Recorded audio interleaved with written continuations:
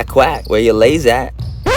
Yup, that's me, and what you just saw is one of my favorite techniques to finish at the rim because it doesn't require any insane athleticism or bounce, so it's perfect for smaller guards, undersized hoopers, and dabblers like myself. On today's episode of How To Basketball for Dabblers, we're gonna break down the Veer step finish, but explain like I'm 5, or better yet, ELID, because as a vertically challenged non-elite dabbler, I've always had to figure out these weird little tips and tricks that most other elite hoopers don't really gotta do just to be able to pull off the same move. So let's duck around and find out how I taught myself this move on my journey dabbling with basketball as an adult. So most other tutorials would describe the Veer step as a finishing technique that can be used at the end of any straight line drive to combat an aggressive defender that's trying to bump you off course on your way to the cup. And this is the textbook way that it's normally taught. After you gather the ball, you're going to take your first step forward with your outside foot, just like you normally would on a straight line drive. But then your last step is going to move laterally, as opposed to continuing downhill, as a means to initiate contact on the floor by veering into the defender's body, diminishing their ability to jump. And then once you get them in the air and or off balance, you can veer away from them again for even more separation as you leave the ground. But here's the thing, the only reason I was able to pull this textbook version of the Veer step finish off is because my guy PJ is roughly the same size as me. But anytime I try this exact same finish on a bigger, stronger defender, 90% of the time it won't work at all because it still requires a fair amount of strength to initiate contact, which I simply don't have.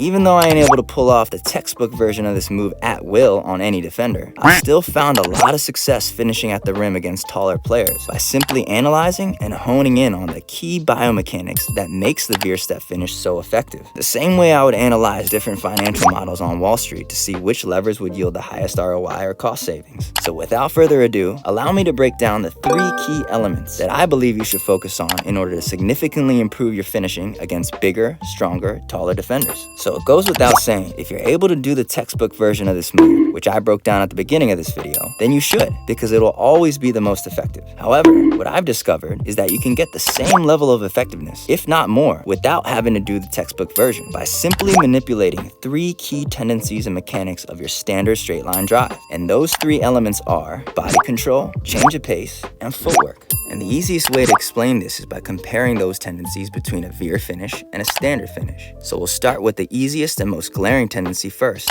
footwork. Both of these clips feature the textbook footwork for a right-handed layup. First step with your right foot, take off on your left foot, and finish with your right hand. Now I want you to pay attention to my feet during the standard finish and the line that I take to the basket. This is the normal tendency for any basic uncontested layup. Now if you take a look at the Veer finish, you'll notice that I'm intentionally changing that tendency, and rather than continuing on that line, I veer off of it and use my last step to cut the defender off before finishing at the rim. And this is a perfect example of not necessarily needing to initiate contact for an effective Veer finish. As a small dabbler, it's easier for me to make contact against guys that are relatively my size, but on someone who's 6'6", like my guy Sebastian here, if I make contact, I'm gonna be the one who's getting bounced, not him. However, after simply grasping the concept of manipulating your strides and footwork in order to negate the defender's ability to make a play on the ball, I started realizing that I was using the Veer concept in almost every single one of my drives where I had to only beat one defender. And once you get the textbook version of it, you can start playing around with different pickup timing variations and throwing different types of footwork to constantly keep the defense on their toes.